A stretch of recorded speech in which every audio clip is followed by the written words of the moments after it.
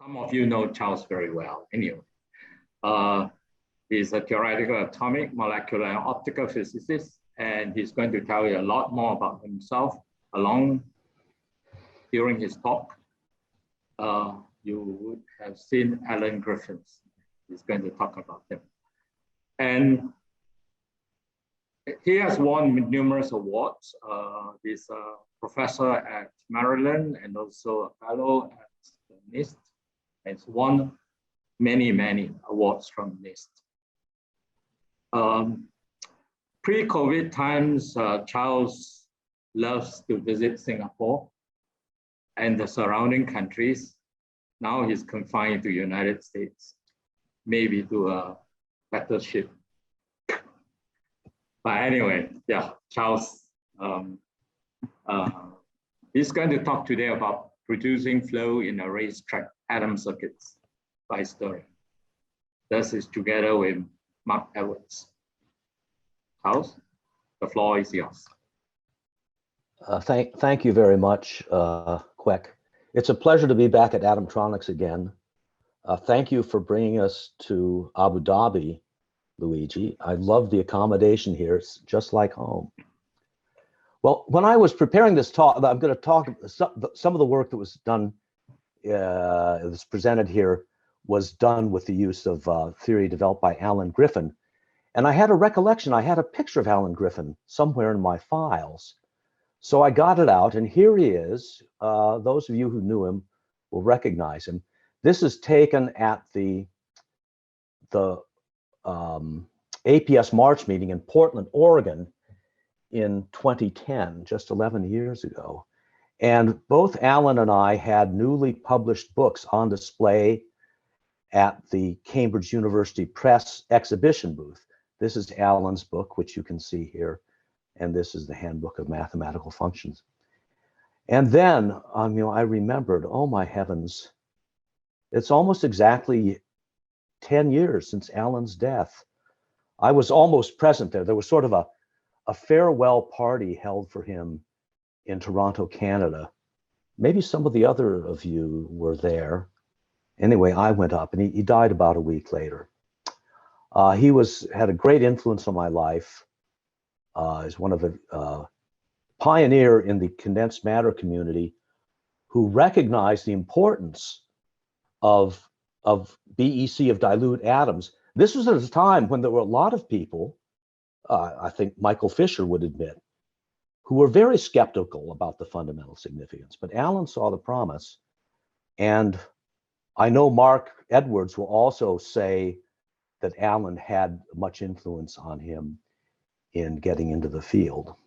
Anyways, fine man. And I know that if he were here today, Alan would like to hear me say, you need to buy Alan Griffin's book and read it. So go on to the technical theme of my talk, it's some examples of modeling and simulation and application to atomtronic systems during the past few years. And concluding with recent work that's been led by Mark. So I think Gretchen talked about some of this in her talk. About a decade ago, there's a very nice experimental advance in the group of the laser cooling group at NIST. It was based, I'd say, on an apparatus that had been developed very effectively by Chris Helmerson, and Gretchen was a new hire on the job and got involved early in this work and eventually became its leader. And so it had a system that, well, I don't know whether it's still in use today, but it has been in use quite recently, of a ring trap. So it's a laser trap using a Gauss-Laguerre type beam to form a ring, and there's another light sheet that holds supports the condensate against gravity, and you can do experiments in this regime. Sodium atoms, 10 to the 5th to 10 to the 6th of them. chemical potential of, in frequency terms, 1 to 2 kilohertz. The thing I like best about this, and it will come up later, is the atoms were stirred by a light sheet that came down from the side of the trap. And the stirring frequency was between 1 and 10 hertz. So at the lower range, that's comparable to the rotation frequency of a phonograph player, somewhere between 33 and 45 and 78 RPM. Very, very relaxing thing to think about. Doing many body physics with excitation frequencies that are sub-audible and on the same scale as a conventional phonograph player. So one of the early modeling efforts that I was involved with, also led by Mark, was to figure out how you determine the angular momentum of a condensate after it had been stirred. So there'd be preparation of the condensate, cooling, it'd be brought into condensation, and then a light sheet would be brought around to literally to stir, like as if you're making soup. You put the spoon around in the pot and stir it. And then after you stir it for a while, you want to see what happened. And so the condensate was released and allowed to expand in time of flight expansion. And these are some of the photographic images that were made. Now they're given labels here, and you can see, so this is a false color image of the expanding cloud with the light areas meaning higher optical density, that is presence of atoms, dark areas, lesser density. And you can see that the central hole that we would all expect from simple considerations increases in size, and it's given labels here. This is the azimuthal quantum number. It's the angular momentum of the atomic cloud in the direction perpendicular to the plane. It's sort of a pancake-shaped object. And here's another set of images that you see, again with labels, which were done by a second. So the first set, the trapped condensate was just released from the trap, allowed to fall freely and photographed. And then in this procedure, the trap was relaxed for a bit and then released. You can find the details in the original literature. And so here's what are you seeing?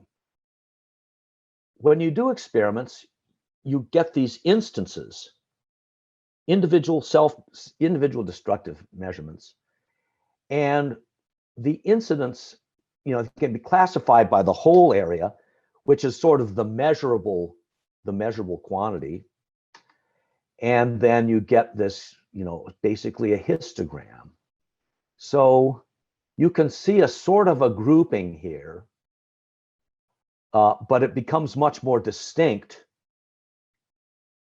in the ramp and release. So it's just an indication of how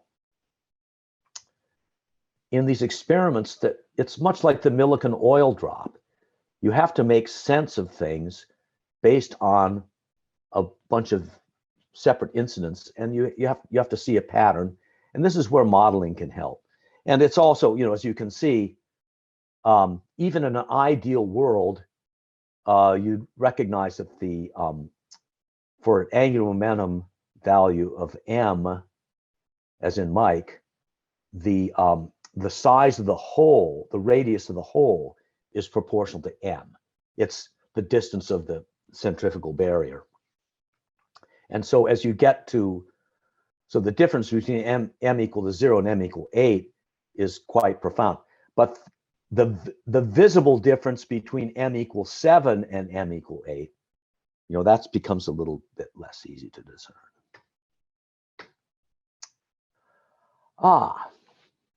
Now, the perfect pour. So this fact was brought to my attention most vividly by Mark Edwards in a conversation. I think he called this the ultra stupid model, which is somewhat disrespectful. I would call it a Niels Bohr model. And that is that you, when you're stirring a condensate, what are you doing? You're moving atoms one at a time. It's a dilute gas. You have a paddle in it. So you might say, how are we going to give a quantized angular momentum to an atom in that gas? Well, if you just think about it, you say, well, why don't let's calculate for the velocity that an atom would have in, so the atoms are they're in a trap with a nominal radius. It does have vibrational excitations in it, but it's a torus. So you just take the mean radius of that torus, and you say, okay, the let's see, I think this should be m omega r squared, I guess. It's an angular momentum. I've made a typical error in dimensional analysis. You take the, you find, with knowing the mass of the atom and the radius, you find the frequency, I apologize for the error there, that will satisfy the quantization condition that the angular momentum is quantized as an integral multiple of h bar.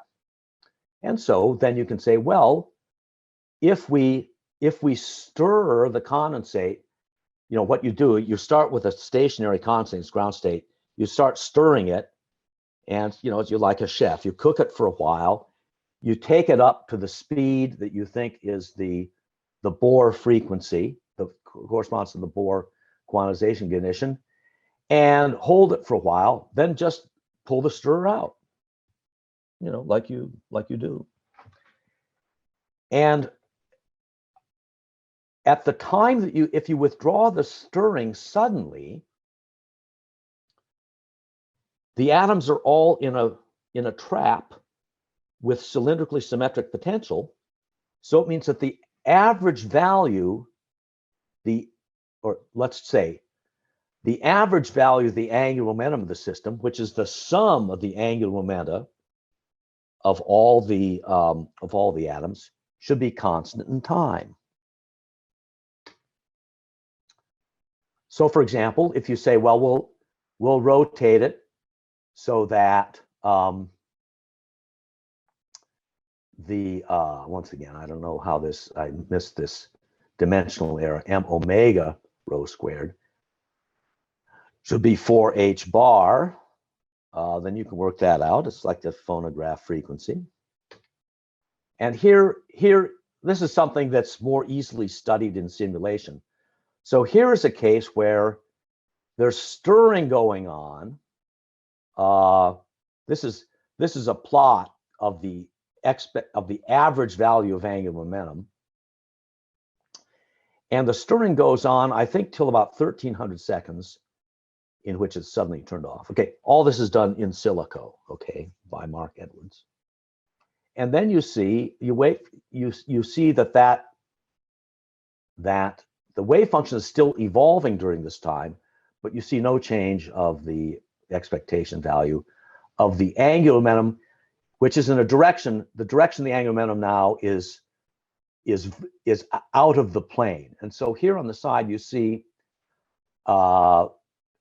plots of the density of the condensate, the integrated density of the condensate seen from above. It's a nice ring with a maximum density at the center at one time and a later time. There's sometime after the stirrer was pulled out of the ring. And so you see the density is nice and smooth. And now this on the right frames here are map of a color-coded map of the phase of the BEC wave function in the plane that cuts through the plane. It's the plane that lies in the plane of this figure, but cuts symmetrically through the donut. Like if you took a donut and cut it, oh no, a bagel. You do it, there's a bagel, not a donut. You slice a bagel, you always do it through a plane that in which it's mirror symmetric. And so you see in this false color diagram, the phase goes from 0 to 2 pi, then nominally from 2 pi to 4 pi, from 4 pi to 6 pi, and from 6 pi to 8 pi, just like theory predicts. And it stays that way. And you can see these figures are offset a bit. So you see the density stays the same in time, and the phase does this stately revolution about the center. Stately revolution, just like a phonograph record. Well, now, what happens if you choose you choose your target angular momentum to be non-integral? Once again, you couldn't tell from after the time that the pulse was turned off. It's steady now. Maybe an attempt was made to make this pi, I don't know, but it's a non-integer value. But now, if you look at the density plots again, we have lots and lots of pictures of this. Excuse me. You see, actually, at early times in stirring, there's a swarm of vortices. It's like you hit a hornet's nest. Some leave and disappear, and then in the late stages, there are two vortices that move around in a fairly irregular fashion, and you see the phase at the central plane now goes from, well, starting from around here, up to 2 pi, up to 4 pi, and then, let's see, well, you can actually draw trajectories around these things where you get 2 pi, 3 pi, or 4 pi, and their variation in time is slightly irregular. So there's a lot of under conditions like this, you can create quite a host of tangled vortices in the trap, but because of the conservation of angular momentum, they're going to stay that way forever. In the numerics, of course, eventually you're killed by round off, so we can't really say much about the long time evolution from numerics, but they certainly have to be there. Okay, so now going a little bit further down that road in ring excitations, later episode, stirring and shocking. So this concerns some experiments that were done by Steve Eckel and Gretchen Campbell, along with Avinash Kumar, Ferjan Rajewski, about 5 or 6 years ago.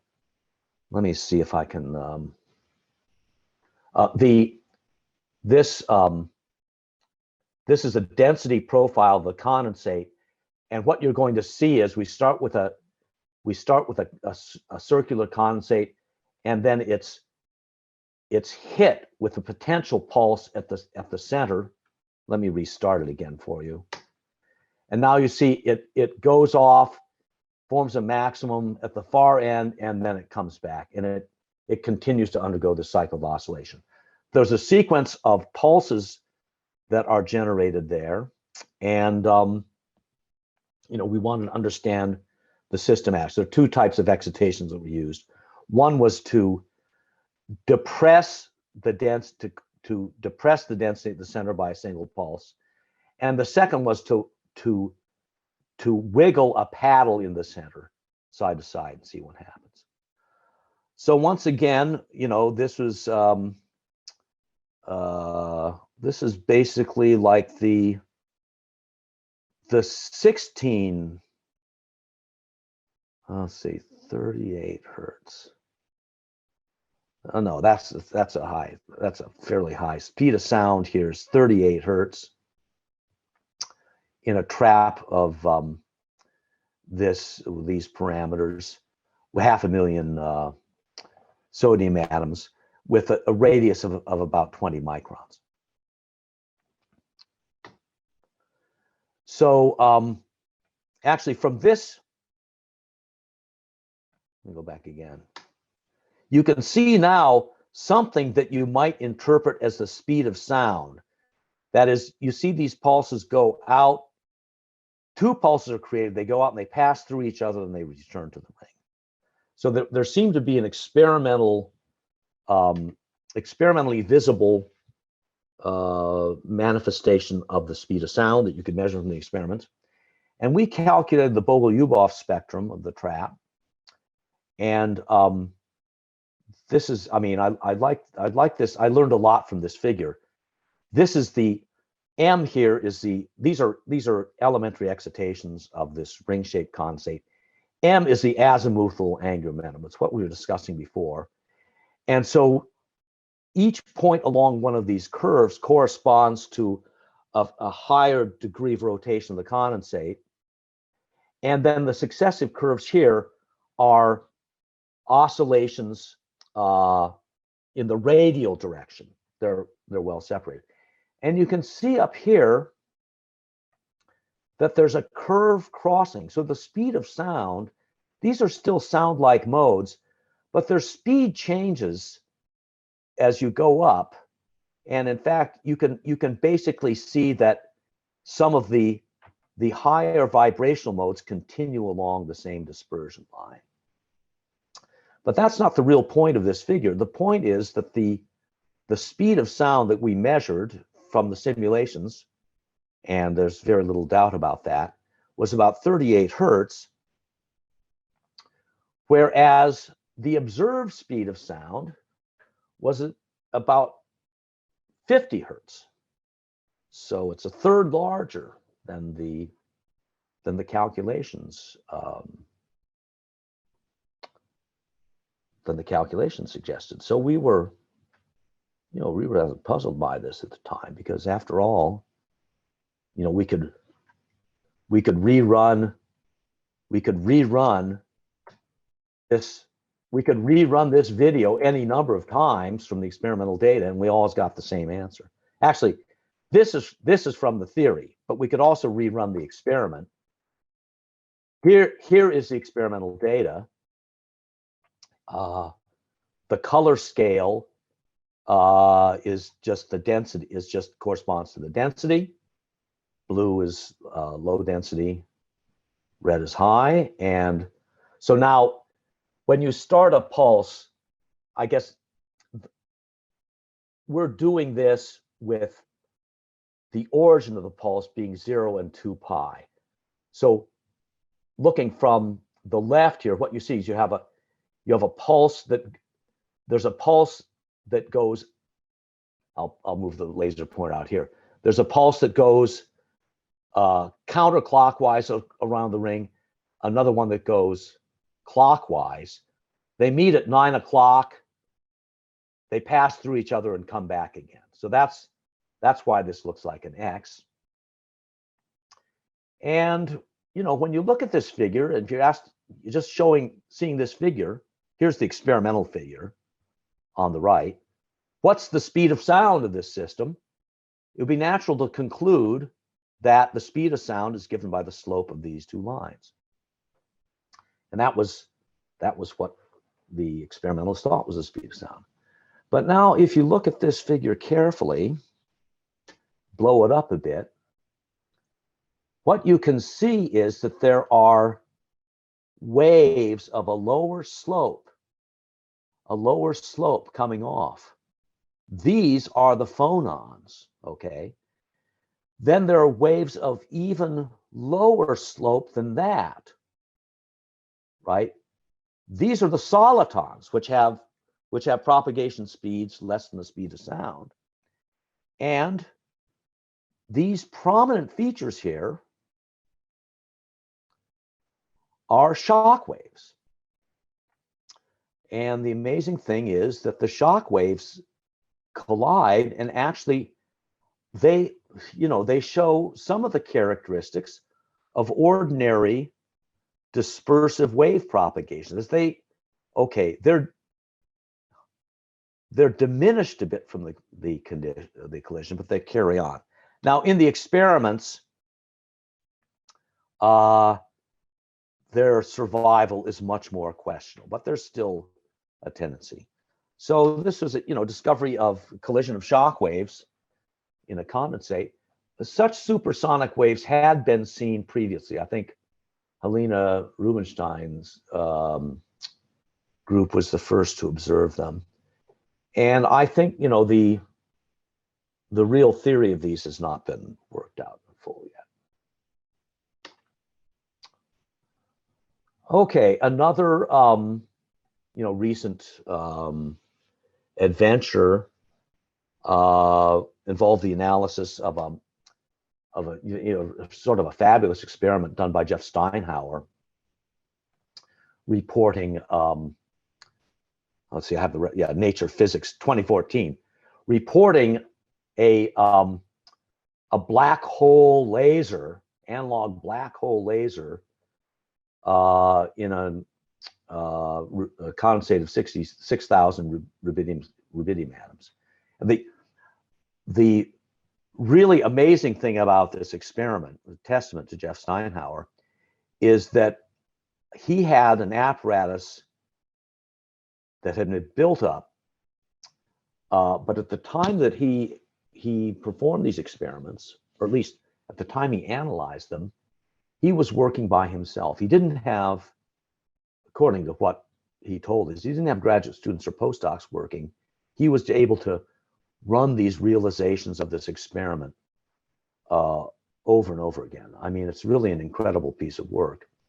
And he found these density correlations in the signal. So here, let's say, to be clear, up here is the experimental density, just as it's just, a number, what's inferred from measurements of absorption.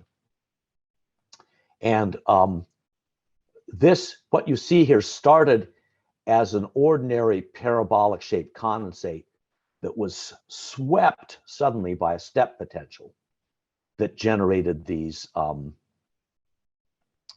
density modulations in it, standing wave modulations in it.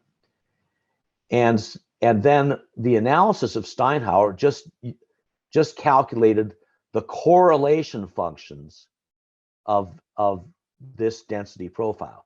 So you take the profile and you lay it down on the two axes, and then you plot the product of the two things, the two densities at each point, and you get these density correlations. Well, these are absent in any mean field theory calculation because there's no dependence of the density of one point on what the density of another point is. They're just from the same wave function. So this was, this is advertised as, everybody who looked at it at first agreed that this was something quite unusual. It showed the failure of mean field physics when applied to this so-called analog black hole system. Well, on the other hand, it's a sort of a thing that which we have some familiarity, a condensate of about 6,000 rubidium atoms. So we went to simulate this, and we learned a lesson, and that is when you're trying to understand experiments, it helps to actually simulate them, and you do exactly what this experimentalist did. So all these plots that you see of a condensate, in any experimental paper, if you see a condensate density, that's been synthesized from maybe, in this case, maybe 100 independent measurements in which, again, you're talking about a time-dependent sweep in which 100 realizations of the experiment have been done, and then they've been averaged. So if you do that, even in a simple mean field calculation, there's no point in doing one calculation, many calculations, if you're not changing anything. And there are things in experiments that are, controllable but not completely reducible in variation. And one of these is the total number of atoms present in a sample. So in a sample of a few thousand rubidium atoms, each sample is being generated one at a time by using systematic procedures of the experiment. And so you have a good estimate of how many atoms in it, but you don't have a deterministic control modulo some statistical fluctuations. And if you talk to experimentalists, they say, well, under usual conditions, even the best controlled experiments have, at least a few percent variation. Maybe Jörg can speak to this when he comes on later, or Donatella or Oliver. You have a percentage scale variations of the initial state density. And now it turns out, because atoms are governed by, or at least condensates are governed by, a nonlinear equation, that means that when the total number changes, you get a slightly different, you get a difference in the density that's not just proportional to the density. And so indeed, when you just do a mean field experiment with just including fluctuations in the number, you get density-density correlations. It's plotted here, which show some of the characteristics of those seen experimentally. The quantum fluctuations here were done by a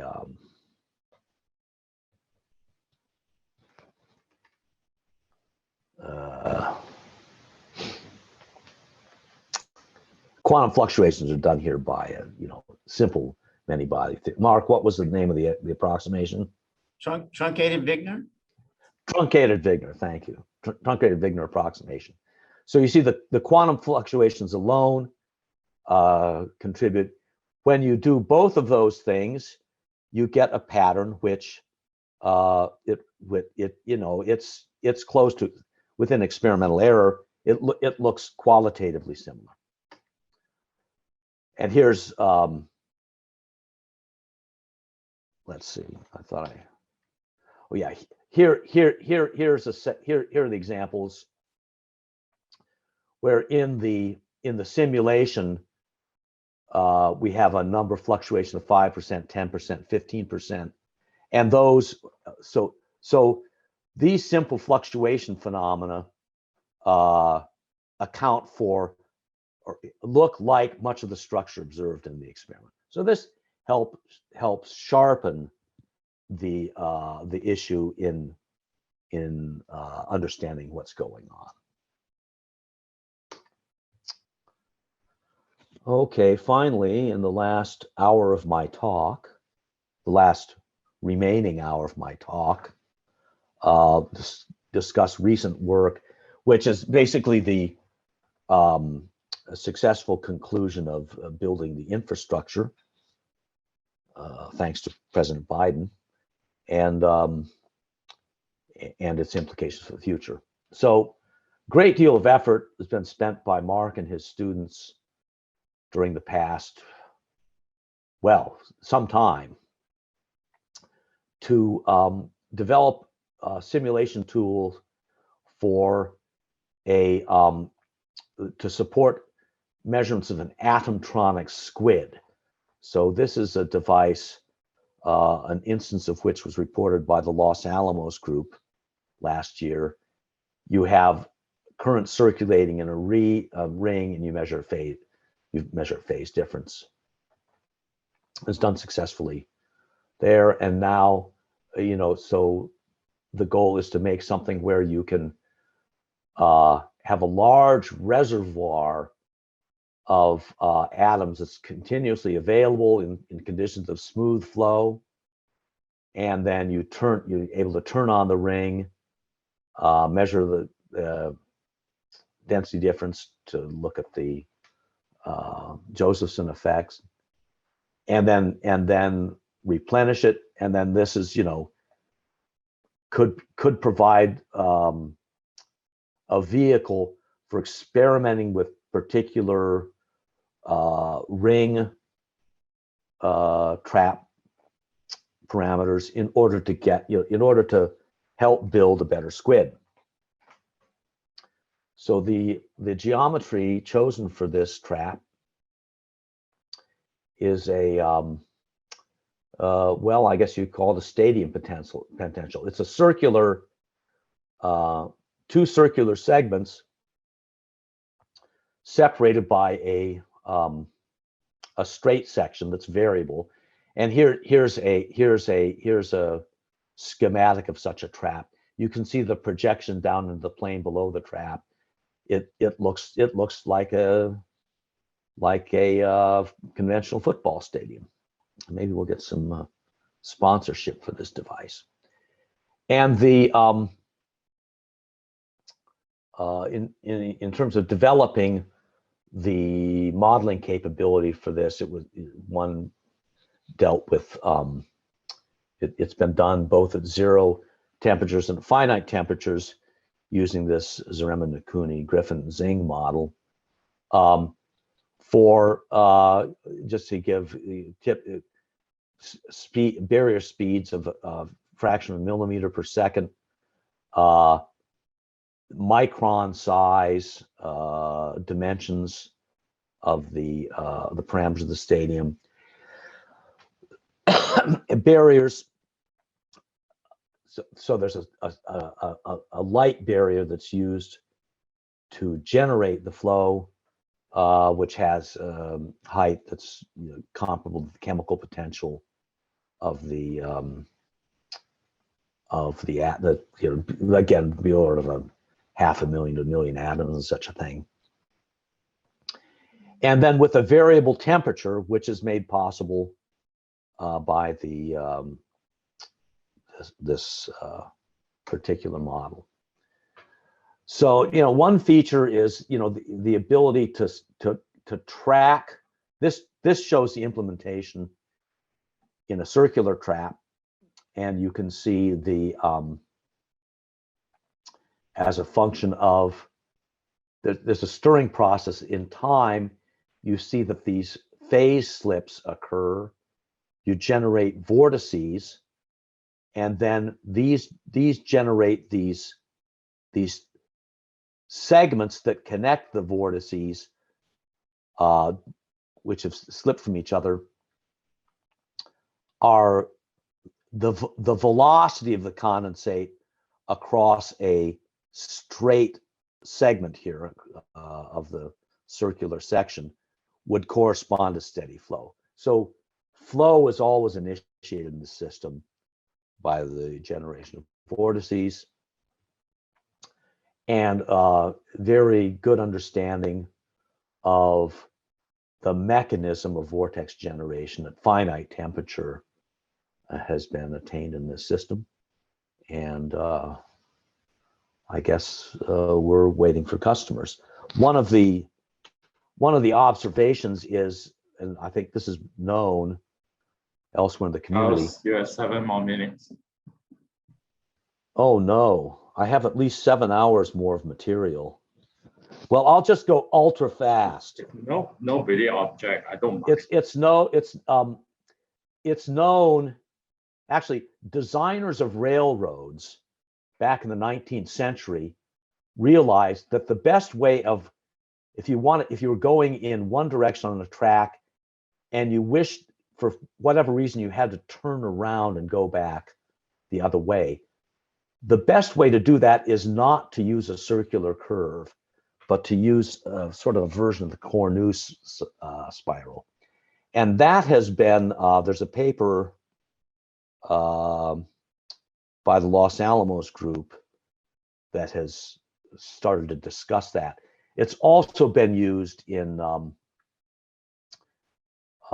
extensively recently in optical waveguides. So an optical waveguide, if you want to turn around a corner, you don't make a circular turn. You use one of these optimized curves. So there's an opening to see what is the best possible vehicle for making large racetracks or large circuits for ultra cold atoms that can be guided by those considerations. And with that, I'd like to, thank you all for being here for us.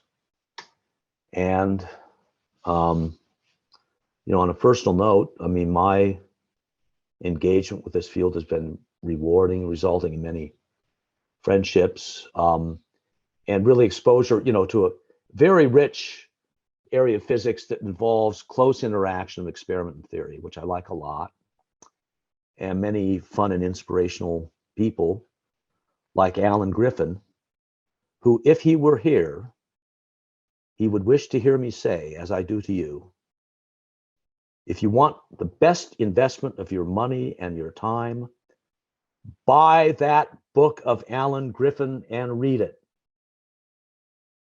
Thank you, and I'll be happy to answer questions. Maxim has a question, so I'll let him ask it.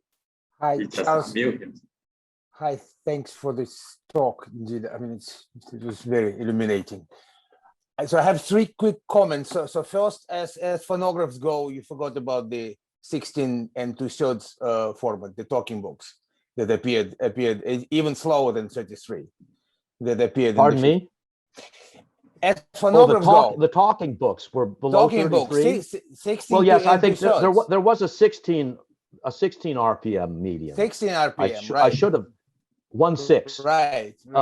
2 to the 4th. I think I alluded to that. Perhaps I didn't quite pronounce it correctly. It's even slower, right?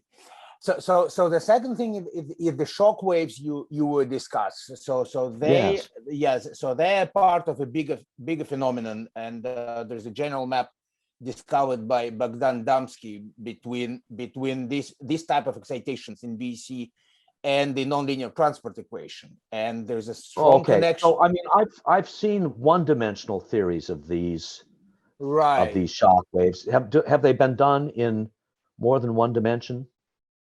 No, but this is what's interesting.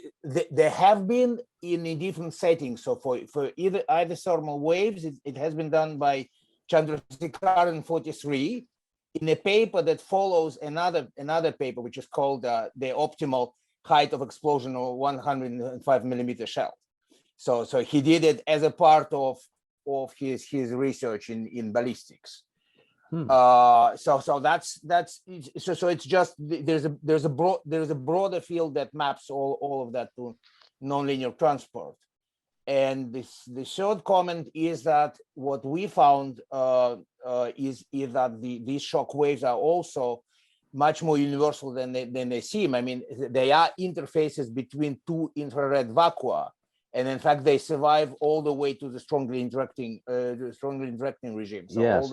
So if I can ask, Maxime, do they show this thing that we see here, that like dispersive waves have this wonderful property?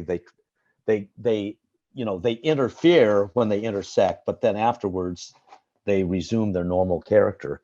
Is there like solitons do? So these shock waves have conservative properties of a similar type? Yes, they are indeed trailed by the solitons, and what is interesting is that in the 1D theory, the solitons are actually a pure mean field reminder of the shockwave front collapse of the underlying Bogoliubov's fermions. So you can really see that the Bogoliubov fermions develop 3 velocity classes instead of one, but mean field theory cannot do it, and so I mean it can only, I mean it's a mean field, it's not many bodies, so it reacts with solitons, and they are in the soliton physics. These solitons are called I forgot how, but they're known in the nonlinear Schrödinger equation type. But it's, I mean it's a beautiful piece of So work. perhaps the shock waves are the fundamental things, and then all the rest that we see are just kind of like minor consequences of the shock waves. Because certainly in this experiment, you know, they weren't searching for shock waves. They were just hitting the condensate, and not, you know, you would say they're not destroying it, but what they were generating, what they naturally generated, just, you know, by the most basic procedures, were shock waves rather than Shockwaves, as we found, they're absolutely fundamental in this setting. And again, they survive. They go far beyond mean field. I mean, so what we found is that they survive in between the Tong-Girardot and Gross-Pitaevsky, and in all the regimes in between. So Liblinger supports them, and they survive many dimensions. I mean, you have. I mean, you're not exactly one-dimensional. And but we also saw the solitons surrounding the shock waves. So the and they're probably more general than one dimension. Mm-hmm. Hi. Good afternoon, Nick. Yeah. How are you? Thanks, Charles. Great talk. Really nice. I was looking forward to the next 7 hours, though. I was just wondering, because you mentioned something about you've classified the role of temperature and the vortex generation, your last part, and I was just wondering, if you have fixed condensate number, is temperature really playing another role than changing the condensate number and the critical speed and everything? Is there something more cryptic there? I'll let Mark speak to that. I think that when the temperature is fixed, I think that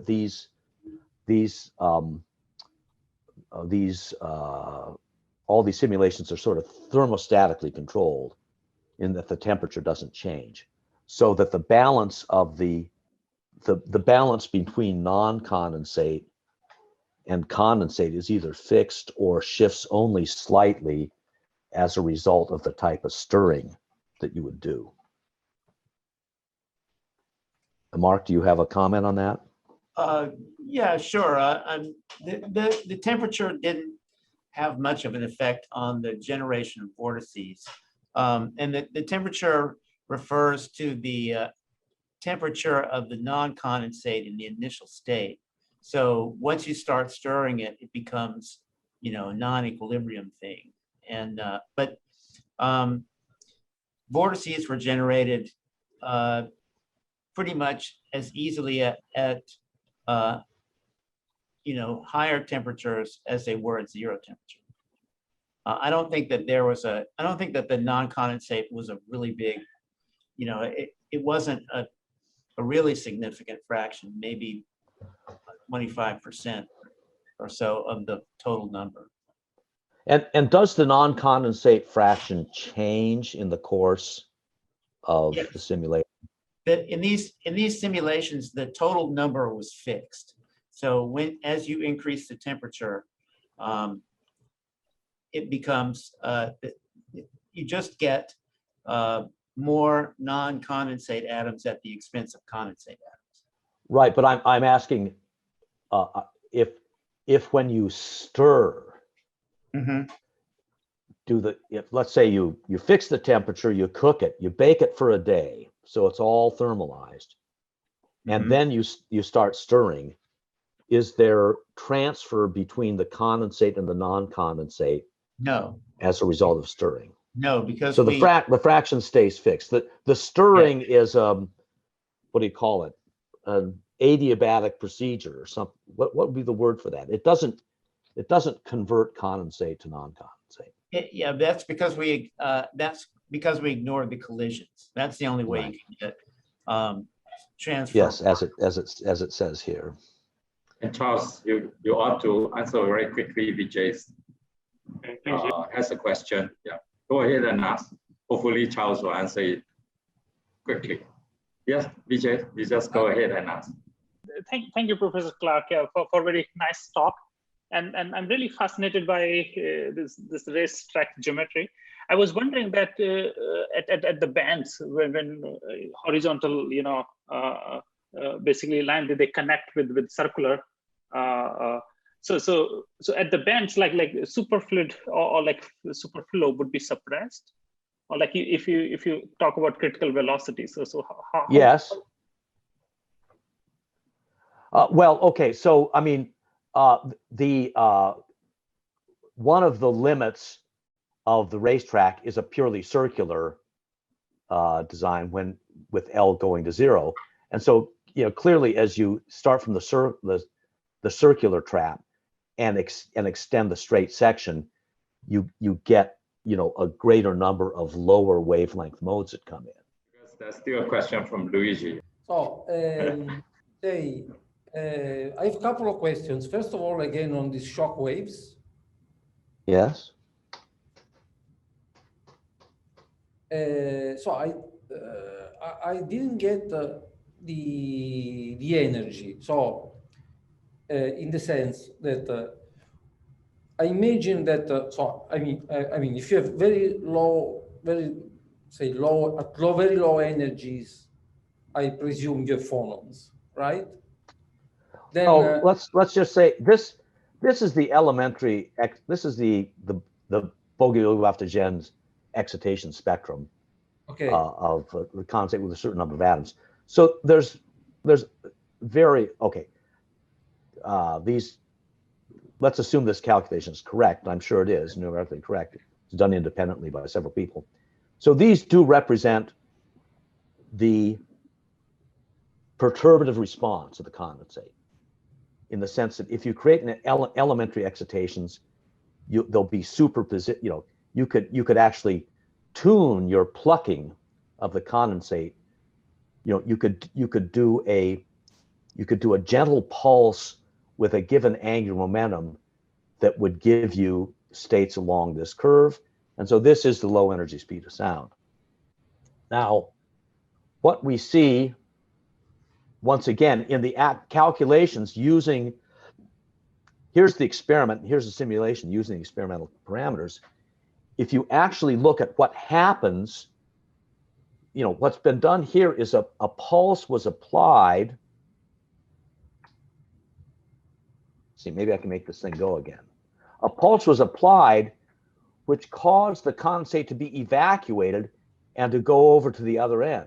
So it's not a weak perturbation.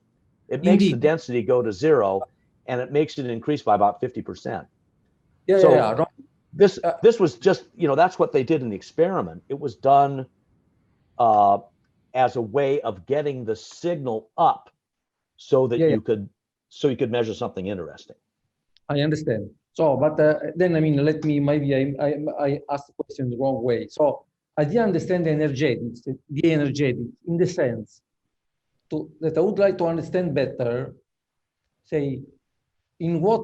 So how these shock waves, for instance, depends on the velocity on which you back and forth in the weak link. So say if you make it adiabatically, do you start shock waves or not? So I would say no. I would say no.